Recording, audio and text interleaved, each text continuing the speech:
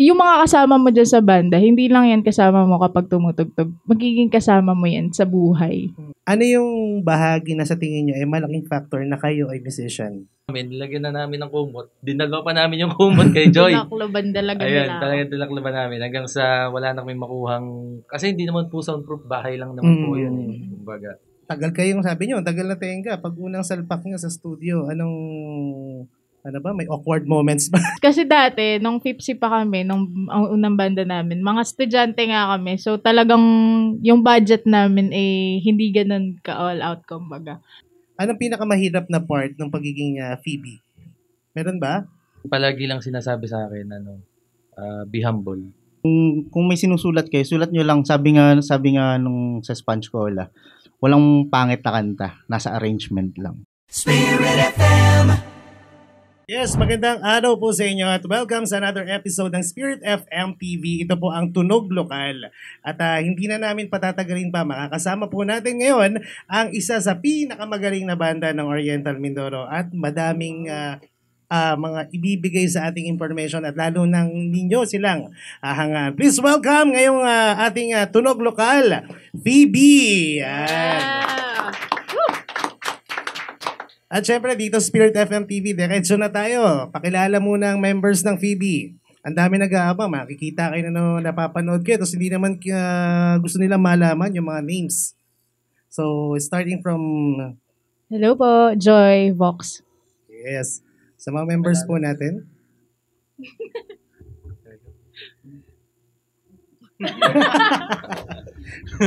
Ayan, ako po si Don Baculo, drummer po.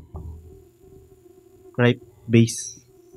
DJ Baculo po, guitarist. Yun. So, kompleto. Talagang originally, 4 lang ang members ng Phoebe. Ayan. Sige, simulan tayo. Paano nagsimula ang Phoebe? Medyo kakaiba yung name, no? Phoebe. Saan nakuha yun? Bible name yun no? Doon nakuha. Kasi... Tapos, actually, dalawa yan nung pinasa namin sa GC. Tapos, doon na lang kami nag-vote. Kasi nga, hindi pa kami masyado nagkikita nun.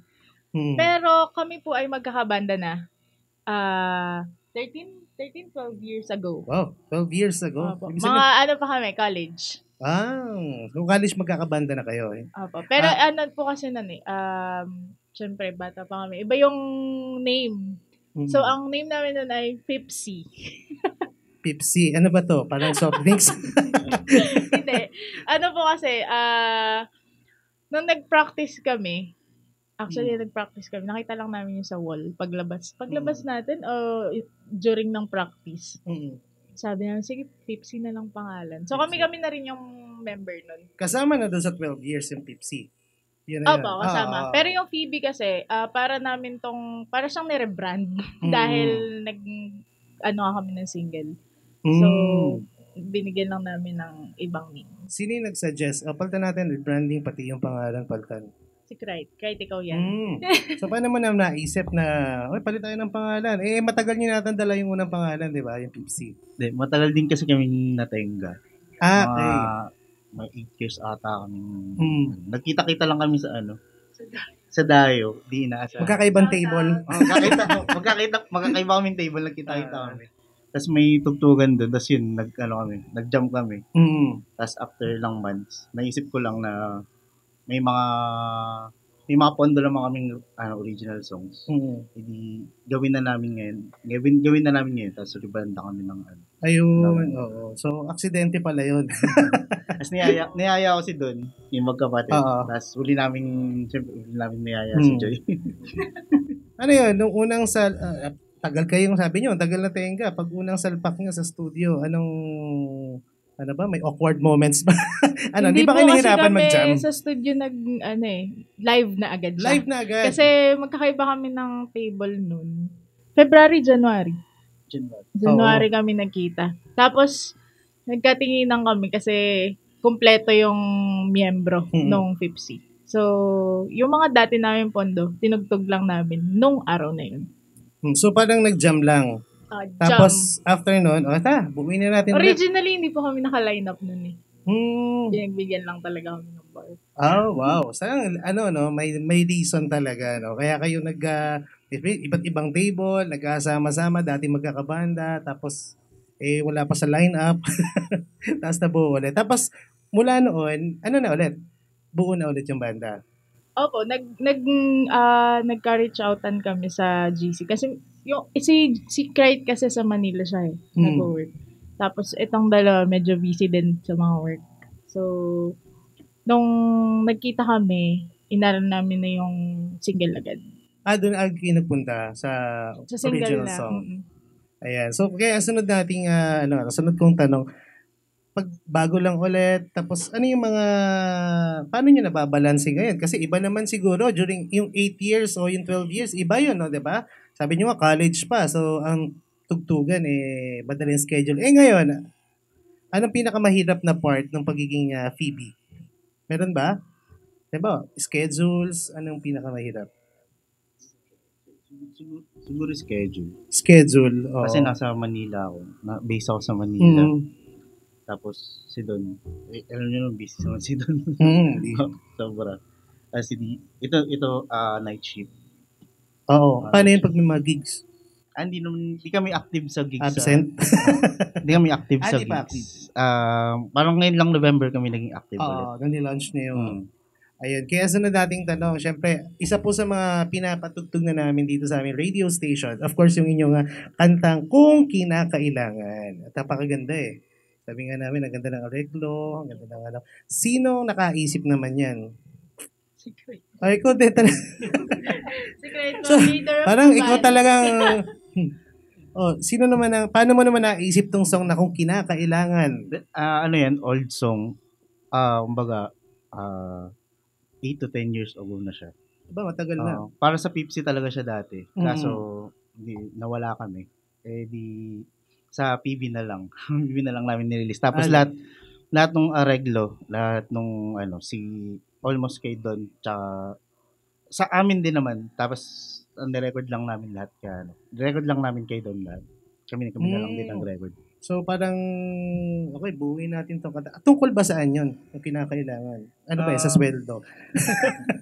Sabi nila, para daw sa LDR. So parang, paano mo naman nasulat yun? Experience ba to? O ano? Siguro dala ng kabataan. Dala ng kabataan. So, long distance relationship. So, paano nyo inareglo yung kanta? Parang sa arrangement, sino ang... Kasi ang ganda may ng Don arrangement. kami kaya... Ayun, oo, may Don. Paano naman yung arrangement doon? Paano mo naman ginawa yung atake ng song? Ayun. Bali, kasi nung pinakinig sa akin yung demo, ano lang siya, acoustic lang talaga, tsaka kanta. So, nag-isip kami kung paano siya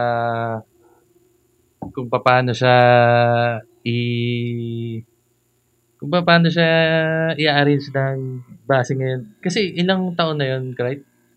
Yung kantang yun. 8 years na yung kanta. So, kung anong genre na pagkasunduan namin, kung anong genre niya, kung ano magiging atake, ayun. So, nagkasundo naman kami, tapos record agad, dire-diretso na. Parang isang araw lang ata natin ginawa. Ayun. Oo. Tapos, inayos-ayos lang po. Kumbaga, itinama mo kasi 8 years ago, so kailangan medyo may touch ng mga bagong ngayon. Opo. So may mga effects na ginamit na feeling okay. Sabi ko nga, galing nung pinasa sa amin yung demo. Hindi lang ako nakapunta ng launching. Sabi nga namin, kasabay diyan nung kanta ng Kalap. Yun. So, bukod doon, may mga nasusulat pa ba kayong mga bagong songs, mga bagong... Meron po. May sunod po kami na song na nakapila. Pero dahil lang schedule, tinitingnan namin kung kayang i-release ngayong taon o baka early next year. Kaya siguro yan. So, tungkol naman saan to? Baka lang may idea. Ano to? Kung yung isa kung kinakailangan, ito, hindi ka na kailangan. kailangan. Parang sa uncertainty of love. Wow. Kung magpapatuloy kayo or okay na kayo dito. Or BFF premium lang kayo. Uncertainty naman to ngayon. So, talaga bang ang Phoebe ay ginawa para sa pag-ibig? So, doon kayo nagpo-fall yung genre ng banda, no? Paano nyo ba i-describe yung genre? May mga inspo kami, syempre, no? May mga inspo kami since dati pa naman tumutugtog kami. Like, sa Pepsi, ang inspo namin doon para more. So, talagang yung genre ng kanta is in pa nung kami ay mga bata. Bata pa. So, ayun, yung ano namin kasi, yung mga inspo namin, syempre, yung mga bagong ano na rin. Pero yung Up Dharma, isa din yan sa mga hits namin.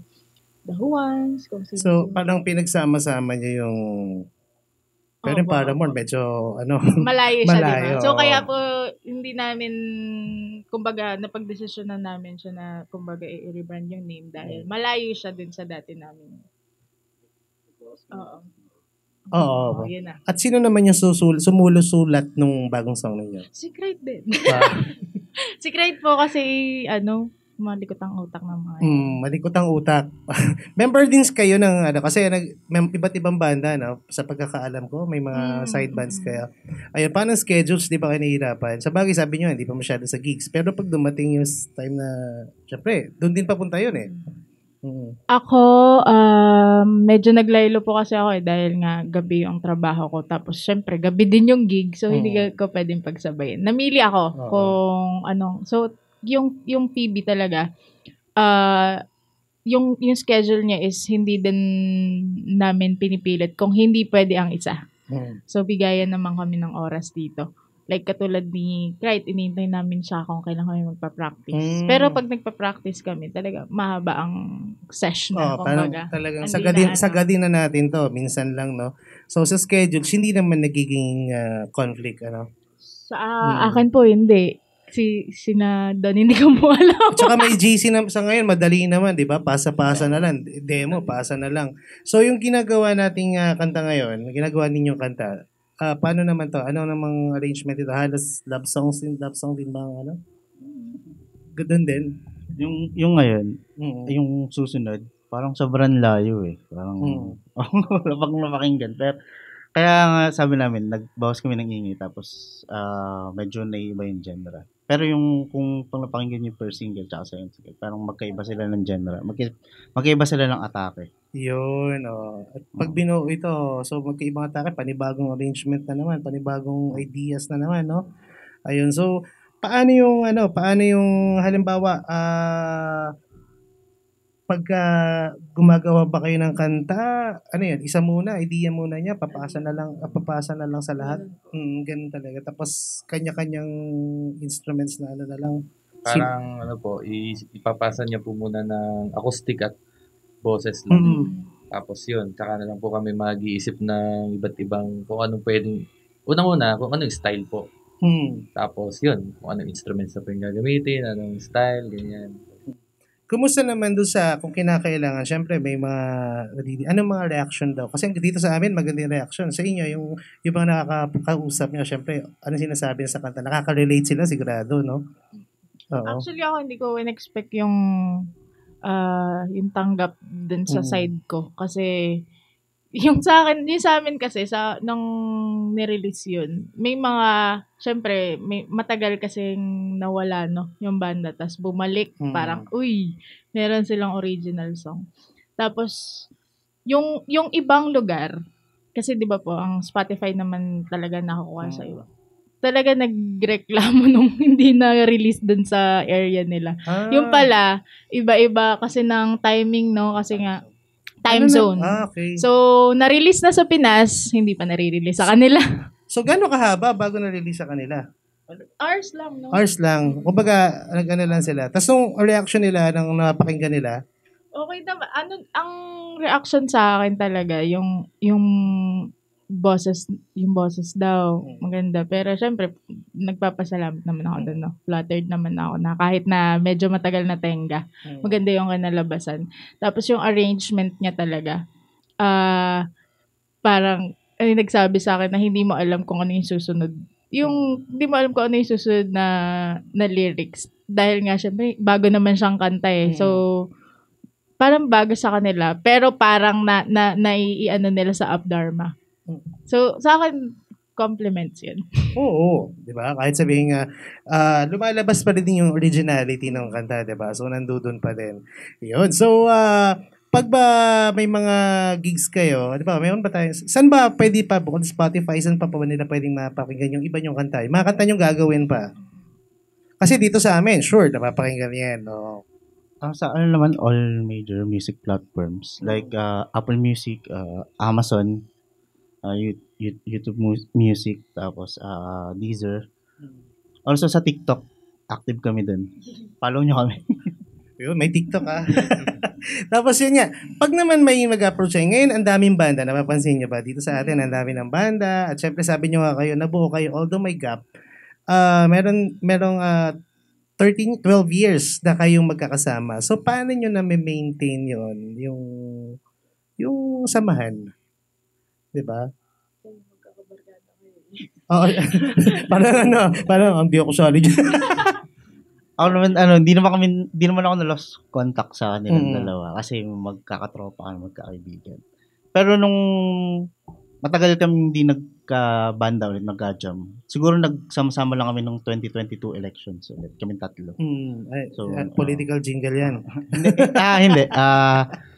Parang sa isang, lang, kay Lenny. Okay. So, parang sa campaign. Ang mga big rallies yun, di ba? Noong panahon yun. So, paano yun? Na-maintain nyo? So, dahil hindi pa, si Joy lang yung medyo... Hindi, ako naman po kasi medyo busy ako sa buhay ko. Tapos, nagka-family syempre. So, ang focus ko doon muna sa bagong baby, ganyan. Tapos may mga competitions ka before, no? Before, ano yan nagkasunod-sunod yun. Pero nasa Manila kasi ako noon. So, yun yung peak ng ako solo. Tapos, doon din pumasok yung career ko sa work. So, nagbi-build pa lang kasi ako nun. Ang work ko naman kasi talaga before college during college is talagang vocalist. Okay, so, kami ay mga working student. Ang napasok lang namin na career kumbaga para mag-earn ay music.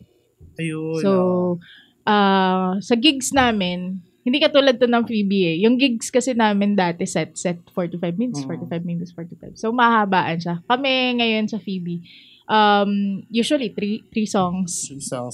Production, no? Sa production. Before, nasa variety talaga. Sa variety ako nung college. Yung mga 3 sets. Ayun. Yung tanong ko doon, paano nyo, halimbawa, paano sa inyo tingin nyo nakatulong yung pagiging musician? Ngayon, may iba't ibang work na kayo, may busy na kayo. So, sa personality, kaya ay sa mga nangyayari sa inyo ngayon, ano yung bahagi na sa tingin nyo ay malaking factor na kayo ay musician? Kasi may mga manonood sa atin na gusto din, ng mga kabataan ngayon. So, parang syempre, nagdadalawang isip na, wag na lang. Ngayon. Kayo, paano nakatulong sa personalidad niyo yung pagiging musician? Doon, kasi nasa peak yan Sa peak yan siguro, sa ngayon, di ko rin masabi. Kasi dahil, siguro sa ngayon siguro, financial siguro. Pero sa personality ko, kasi medyo busy nga, ganyan, ang dami namin tulad kami mamaya, may practice pa, ganyan. Kumbaga, nung time kasi na araw-araw halos yung gig namin. Tapos, iniwan ko na yung trabaho ko. Kumbaga ngayon, nag-full time talaga ako bilang musician. Kaya kung sang banda rin ako nasama, ganyan. Ngayon, nasa BB ako. Tapos, pinasok ko na rin ng production. Pati, pagdi-DJ, recording. Doon nga po pala all around. Nakakapaglinis ka pa ng bahay. Ayun po. So, meron ka ng sariling studio. Actually, bahay lang po. Bahay lang. Yung nirecord namin yung... Setup. May setup. Meron po kami post sa TikTok na nakakumot ako para hindi marinig yung... Kasi naka-condenser mic nga kami. Tapos, meron kaming part do sa huli na sobrang tahimik. Napapakinggan talaga yung surroundings. Ang ginawa namin, nilagyan na namin ng kumot. Dinagaw pa namin yung kumot kay Joy. Tinakloban talaga nila. Ayun, talagang tinakloban namin. Hanggang sa wala na kami makuhang... Kasi hindi naman po soundproof, bahay lang naman po yun. Kumbaga, ayun. Yung mga echo nun talaga bumabalik. Kumbaga wala po kaming proper na room para sa... Wala kaming makinarya. Hindi siya treated talaga acoustic. No? So, yun yung struggle. Yung mga ganun. Siyempre, pag nag-setup ka, lalo na sila original songs, kailangan gastos, no? Magastos po. Magastos. Kasi dati, nung Fipsi pa kami, nung ang unang banda namin, mga estudyante nga kami. So, talagang yung budget namin hindi ganun ka-all out, kumbaga. So, ngayon, medyo, ako naman kasi, ang music sa akin ngayon, parang pang-intact ng sanity yan eh. Kasi work from home nga. So, ang outlet ko ngayon ay music. Kahit naman kasi nasa bahay, nag-cover pa rin. So, iba kapag meron kang sariling kanta. Iba yung feeling. Oo. Lalo't alam mo pinaghirapan, di ba? Ayun. So, yun. Sa mga gusto maging musician, di ba? Talagang focus. Tsaka kailangan, decided, katulad ni Don, talaga namang career na. Career na. 100%. Ika nga. So, yun. Sa mga batang banda ngayon, hindi naman bata pa naman tayo lahat. Ibig sabihin, sa mga kabataan ngayon, nag-i-start na banda, ang dami. Minsan sa schools, ang dami nag-start. So, kayo, for 12 years, yung samahan nyo hanggang ngayon, buo, may government, may karoon ba ng time na hindi kayo masyado nagkikita-kita, pero after ilang years, magkakasama pa din kayo. So, ano yung masasabi nyo na, okay, hindi ang banda sa mga kabataan ay dapat nilang ituloy. Bakit? Sa tingin mo, sa mga gusto nag-i-start. Sa mga nag-i-start. Sa akin, sa mga banda, since galing ng variety, no? Tapos, sa original song, tuloy lang nila kasi never naman na-imagine ko na makakapag-produce or makakapaglabas ako ng kanta. So, hindi, yung pinopromote kasi dito is original Filipino music. So, mas maganda kasi na mas marami yung may sariling kanta dito sa Mindoro para mas ma-uplift yung mga banda ha. Kasi, yung mga banda kasi, hindi naman yan pare-parehas na variety, kinukuha lang kapag may events. So, pwede din taasan, mas taasan yung dreams, kumbaga. Pwede ka, as a musician, pwede ka nga mag-solo. Diba? TV shows. Pwede sa mga competition. So, iba-iba siya. But, ang pinakang advice ko siguro sa mga kabataan, yung samahan ng banda. Kasi may mga banda-banda eh. Hindi yan palaging smooth. Hindi din siya palaging masaya. May mga time na malungkot, may mga time na struggling yung isa. So, yung mga kasama mo dyan sa banda, hindi lang yan kasama mo kapag tumutugtog. Magiging kasama mo yan sa buhay. Magiging ka-partner mo din yan in terms of pagiging kaibigan, kumbaga. Parang kapatid na, no? Kapamilya na talaga. Yun. Kay Sir Don, dahil career na yung iyong ginawa. Talagang sabi nga nila, 100% ibinuhos mo na sa pagiging musician. Sa mga batang nagsisimula pa lang ngayon. So, ano yung masasabi mo? Yun lang. Nung kasi ako, nag-drum lesson ako nung grade 3 pa ako, pinag-drum lesson ako. Ang palagi lang sinasabi sa akin, be humble.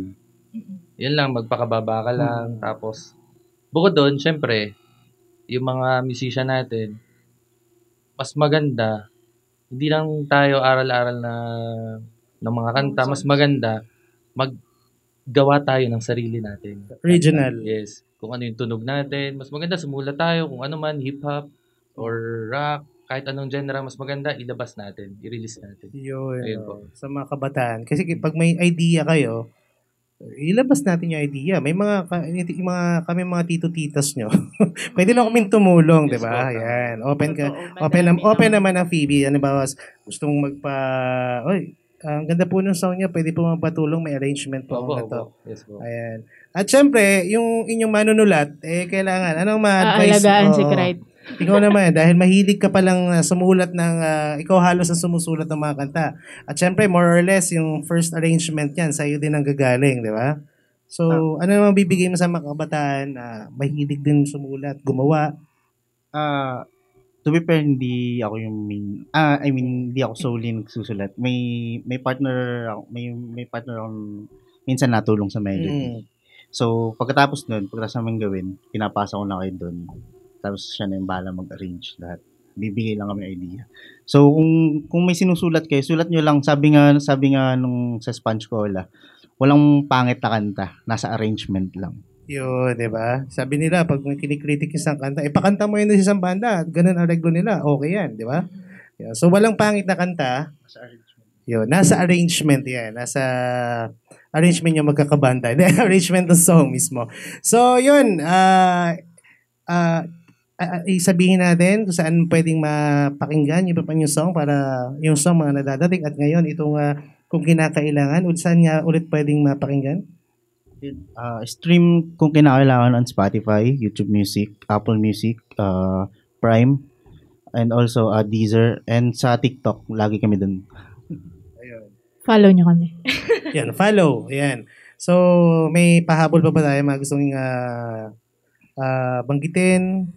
Yan. At abangan nyo, meron silang mamaya live, yung ibig sabihin, papakinggan natin yung kanilang original song. Ayun. Okay na, may wala. Shout out. Shoutout nga pala kay David Generato. Siya yung nagmamaster sa amin sa Ayun. Nagmamaster ng mga music namin. Dito lahat yan, ng dito. kanta. Dito siya base pero nasa Manila na siya. Yun. Ganda rin yan eh. May mga nagmamaster sa mga songs, di ba?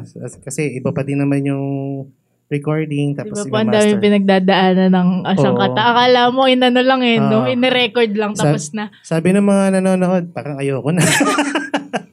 Ang dami pala yun. So, okay, maraming salamat po. Kami po dito sa Spirit FM TV ay nagpapasalamat dahil pagbigyan nyo kami. Dahil alam namin, sabi nga, yung time nyo magkakaibang pinanggagalingan, medyo mahirap pagsama-sama. Pero napagbigyan nyo po ang Spirit FM TV. So, sa mga gusto pong mapakinggan sila, hanapin nyo na madaming ways para mapakinggan ang Phoebe. At abangan nyo din sila sa mga gigs, no? So, once again, nagpapasalamat po. Ito po si Best Friend Toby. Ito po ang Spirit FM TV. Tara, kwentuhan tayo! Yeah, thank you po. Kape! Napako si DJ. Uy, DJ, hindi ka lang.